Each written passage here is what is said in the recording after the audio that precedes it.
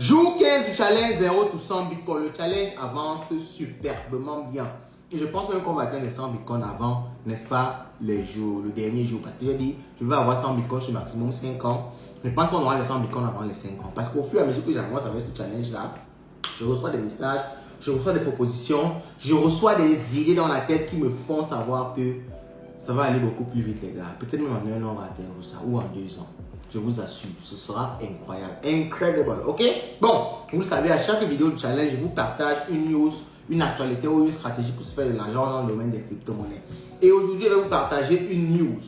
Il y a un monsieur qui a failli, même pas qui a failli, qui a tout perdu. Il a perdu pratiquement 1 million de dollars. Plus exactement, près de 6 bitcoins qu'il a perdu. Ces 10 bitcoins qu'on passe le temps à accumuler, lui, il les a perdus à travers une fausse application Ledger. Il a téléchargé une fausse application Ledger sur Apple Store. Et alors, ça, il va falloir voir dans quel sens est-ce que Apple peut être responsable de ça. Parce qu'en même temps, c'est leur store, c'est leur boutique en ligne. Ils ont laissé une fausse application sur le store perdurer jusqu'à les gens l'ont téléchargé. C'est quelque chose de très très grave. Ok? Je pense forcément qu'il va porter plainte à Apple pour que Apple le dédommage. Mais donc, Apple, comme ça, a laissé perdurer une fausse application Ledger. Alors, pour ceux qui ne connaissent pas Ledger, c'est une clé. C'est un peu comme une clé USB qui vous permet comme ça de garder vos crypto-monnaies. Vous savez qu'il y a plusieurs façons de garder ces crypto-monnaies. Et une des façons les plus sûres, c'est de garder dans une clé USB. Ok?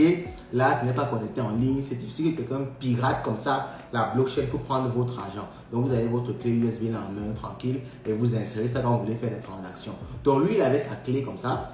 Et Ledger a donc prévu une application en ligne pour que lorsque tu insères ta clé, tu puisses consulter le solde, tu puisses faire des transactions à travers l'application.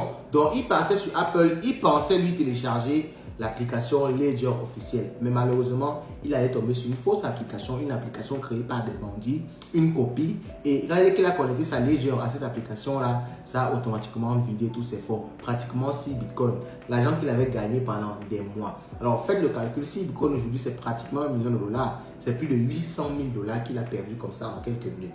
Il dit que c'était l'argent de la retraite. C'était l'argent qu'il avait gagné depuis des années. Il a tout perdu ça en quelques secondes. Alors, en même temps, ça me laisse vous dire que dans ce domaine des crypto-monnaies-ci, alors on ne peut pas prévoir ce genre de choses, ok?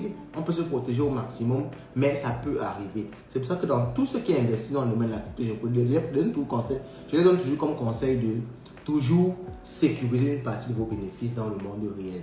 Construire une maison, acheter une voiture, investir dans le monde réel, lancer un business concret.